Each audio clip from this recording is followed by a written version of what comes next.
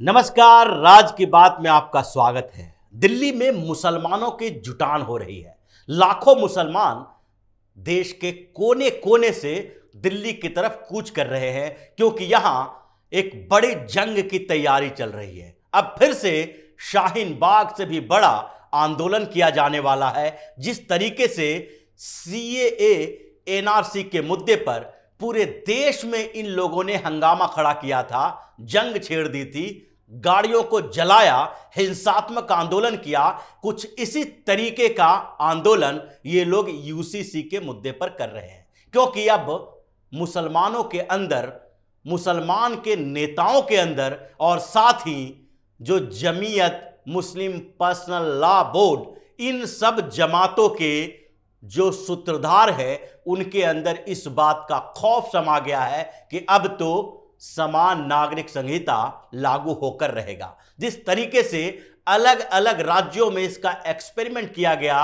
उत्तराखंड में, गुजरात में और असम में, कई स्टेट में ड्राफ्ट तैयार कर लिए गए हैं। उत्तर प्रदेश में भी लागू करने की तैयारी चल रही है। इससे इन लोगों को लगने लगा है कि अब अगले चुनाव से पहले पूरे देश में यूसीसी लागू होकर रहेगा और इसलिए इन लोगों ने दिल्ली में मुसलमानों को बुलाना शुरू कर दिया है। और जमीयत उलेमा-ए हिंद ने जिस तरीके से मुसलमानों को भड़काया है, उससे यही लगता है कि अब आगे ये लोग जंग छेड़ने की तैयारी कर रहे हैं, क्योंकि खुफिया रिपोर्ट भी यही बता रही है। जिस तरीके से पिछले कुछ समय से यूसीसी के मसले पर all India Muslim personal law board और जमीयत उलेमा-ए हिंद ने अलग अलग जगहों पर भाषणबाजी की है, बयान जारी किए हैं, उसके बाद खुफिया विभाग भी अलर्ट हो गया है। खुफिया रिपोर्ट जो गृह मंत्री अमित शाह को सौंपा गया है,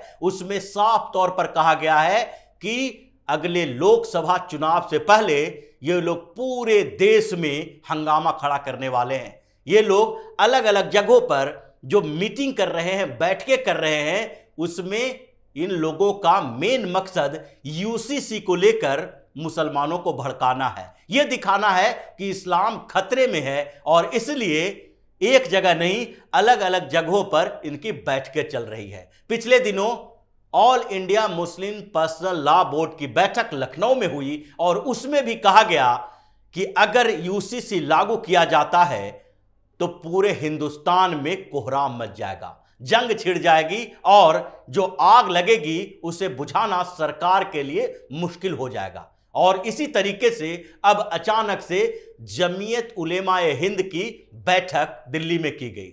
दिल्ली में भी मौलाना मदनी ने जो बातें कही है वो खून खौलाने वाला है और मुसलमानों को भड़काया भी जा रहा है और बताया जा रहा है कि अब हिंदुस्तान में इस्लाम खतरे में आ गया है। इसलिए जो अंतिम दिन का सत्र है उसके लिए देश के कोने कोने से मुसलमान नेताओं को और वैसे नेताओं को जो अपने अपने क्षेत्र में जाकर भड़काने की तैयारी कर सके, यूसीसी के खिलाफ बड़े आंदोलन की प्लानिंग कर सके, उनको दिल्ली में बुलाया गया है। मौलाना मदनी ने क्या कहा?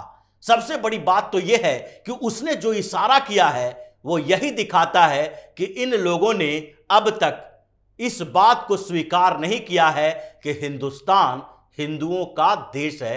हिंदुस्तान एक तरह से सनातन धर्म के पवित्र भूमि है, इस्लाम से इसका दूर दूर तक लेना देना नहीं है। लेकिन मौलाना मदनी ने कहा कि इस्लाम बाहर से नहीं आया है, यह इस्लाम की धरती है, मतलब हिंदुस्तान इस्लाम की धरती है। मोहम्मद साहब यहां आए थे, मोहम्मद साहब यहां के लोगों से मिले थे, यही इस्लाम पैदा हुआ था।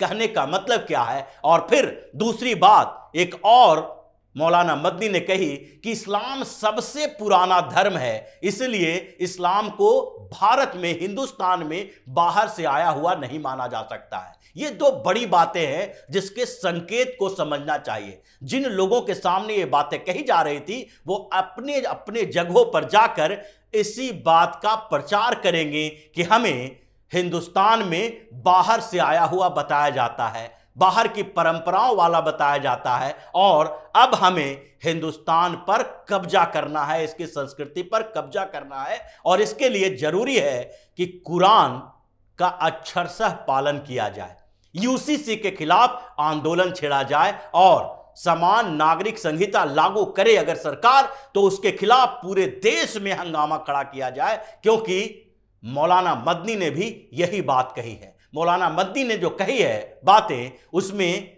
यह भी बात है कि मुसलमान यहां पर नरेंद्र मोदी और मोहन भागवत से कम बड़े देशभक्त नहीं है, लेकिन देश कौन सा है, उनका मुल्क कौन सा है, यह बात उसने नहीं कही। यहां पर का मतलब हिंदुस्तान होता है, और हिंदुस्तान में रहकर अगर आप इसे इस्लाम की धरती बता रहे हैं तो आप इस मुल्क के नहीं हैं। यानी उनके कहने का मतलब है कि यहां पर अब गजवाए हिंद के जो प्लानिंग थी उसको एग्जीक्यूट करने का समय आ गया है। इसीलिए पूरे हिंदुस्तान के मुसलमान एक हो और फिर इस्लाम की धरती यानी सऊदी अरब से इसका संचालन होगा। ऐसे भी हिंदुस्तान में अभी जितने भी मस्जिद बन रहे हैं वो सऊदी अरब और दूसरे अरबी मुल्कों के पैसे से बन रहे हैं। हर मोहल्ले में, हर बाजार में, हर छोटे छोटे गांवों में मस्जिद बनाकर जो सऊदी अरब हिंदुस्तान की परंपराओं पर कुठाराघात कर रहा है, उसे बदलने की कोशिश कर रहा है और हिंदुस्तान में इस्लामिक संस्कृति को प्रमोट कर रहा है। और वही बात मौलाना मदनी ने कही। मौलाना मदनी ने इस बीच कहा कि यूसीसी केवल मुसलमानों का मसला नहीं है, ये जातियों का भी मसला है, दूसरे धर्म का भी मसला है, और इस मसले को सोल्व करने के लिए सरकार जल्दीबाजी न करे। यूसीसी लागू करने से जातियों के अंदर भी विद्रोह होगा। यानी इन लोगों ने एक दूसरी प्लानिंग भी बनाई है जो पिछले कुछ समय से, यानी 2014 के बाद जब से मुसलमानों के अंदर खौफ छाया, तब से ये लोगों ने कहना शुरू कर दिया जय भीम जय मीम। यानी कि मुस्लिम और दलित एकता की बात करने लगे, हिंदुओं में फूट डालने की बात करने लगे। और आज मौलाना मदनी ने भी यही बात कही कि केवल इस्लाम का मसला नहीं है, ये दूसरी जाति व्यवस्था, जातियों के अंदर की परंपराओं का भी मसला है। आखिरकार अगर हिंदू धर्म की कोई भी जाति है तो उसकी व्यवस्थाएं क्या संविधान सहितर धर्म के आधार पर चलती है? क्या हिंदू धर्म में मनुस्मृति, बृहस्पति संहिता आदि धार्मिक ग्रंथों के आधार पर समाज चल रहा है? क्या समाज में कोई भी ऐसा वर्ग है, जाति है जो ये सवाल उठाता है कि यहां पर संविधान के अनुसार कानून व्यवस्था नहीं चलाई जा रही है? क्या हिंदू धर्म की जितनी भी कुरीतियां हैं उसके ऊपर कानून नहीं बनाए गए? चाहे सती प्रथा हो या फिर छुआछूत हो या फिर बाल विवाह की कुरीतियां हो, ये सारे के सारे के ऊपर कानून बनाए गए हैं। और हर हिंदुस्तानी ये मानता है कि हिंदुस्तान कानून और संविधान के हवाले से चलेगा, लेकिन इन मुसलमानों को यह समझ में नहीं आता है। और मौलाना मदनी ने जो संकेत दिए हैं उसमें दलितों को मुसलमानों से जोड़ने के लिए मुसलमानों ने एक नया पैतरा शुरू किया है, और उस पैतरे के आधार पर अब यहां से जो दिल्ली से निकलेंगे वो अपने अपने क्षेत्रों में जाकर इसी मुस्लिम और दलित एकता की बात करके एक और नया बखेड़ा शुरू करने वाले हैं।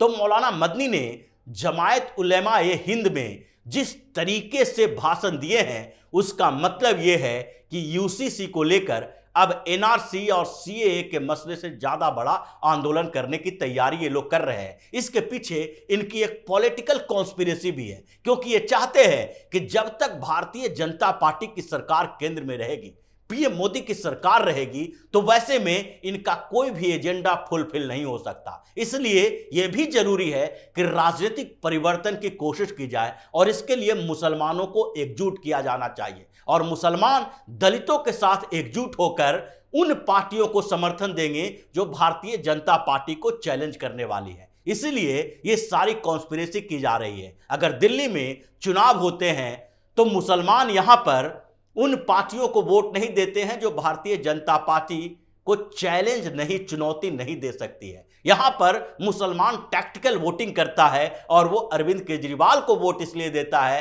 क्योंकि अरविंद केजरीवाल भारतीय जनता पार्टी को चुनौती दे सकते हैं। पश्चिम बंगाल में ममता बनर्जी को वोट देता है, न कि कम्युनिस्ट पार्टी या कांग्रेस को। वही स्थिति हर स्टेट में है। अगर उत्तर प्रदेश इतने बड़े स्टेट में जहां मुसलमान 20% के आसपास हैं, वहां पर भी टैक्टिकल वोटिंग होती है। ये लोग किसी भी दूसरे तीसरी पार्टी को वोट नहीं देते हैं जो भारतीय जनता पार्टी के लिए खतरा नहीं बन सकता है। यानी बसपा अगर 50 से ज्यादा सीटों पर मुस्लिम उम्मीदवार भी उतारे तो एक भी सीट पर मुसलमानों की जीत नहीं होती है। लेकिन समाजवादी पार्टी को 90% मुस्लिम वोट मिलता है। इसके पीछे भी यही रणनीति इनकी है कि जो भी भारतीय जनता पार्टी को चैलेंज कर रहा है उसको अपने सपोर्ट में रखो और भाजपा को हराकर अपने उस डर को बाहर निकालो और फिर से वही 40-50 सालों तक जो तुष्टीकरण की नीति चलती रही है, राजनीति चलती रही है, उसी को आगे बढ़ाओ। कांग्रेस को सपोर्ट करो, समाजवादी पार्टी को करो, ममता बनर्जी को करो, इन लोगों को सपोर्ट करके केंद्र में सत्ता बदलो। और इसीलिए यूसीसी के खिलाफ एक बड़ा आंदोलन करने की तैयारी भी ये लोग कर रहे हैं और इसकी शुरुआत दिल्ली से की जा रही है। दिल्ली के रामलीला मैदान में बड़ी बैठक चल रही है। देश के कोने कोने से मुसलमानों को बुलाया जा रहा है और वही भड़काने वाली बातें की जा रही है कि ये धरती इस्लाम की है, हम यही के हैं और यहीं पर रहेंगे, इस पर कब्जा करना है, इसकी परंपराओं को बदलना है। क्योंकि इस बीच मुगल गार्डन का नाम बदला, कई सड़कों शहरों का नाम बदला, यानी कि मुगलों और मुसलमानों की परंपराओं पर कुठाराघात किया गया, उसकी विरासत को खत्म किया जा रहा है और अब इतिहास के पन्नों में उनका नाम हीरो की तरह नहीं बल्कि विलेन की तरह दर्ज किया जा रहा है। और यही इन लोगों की तकलीफ है जिसके खिलाफ बड़े आंदोलन की तैयारी कर रहे हैं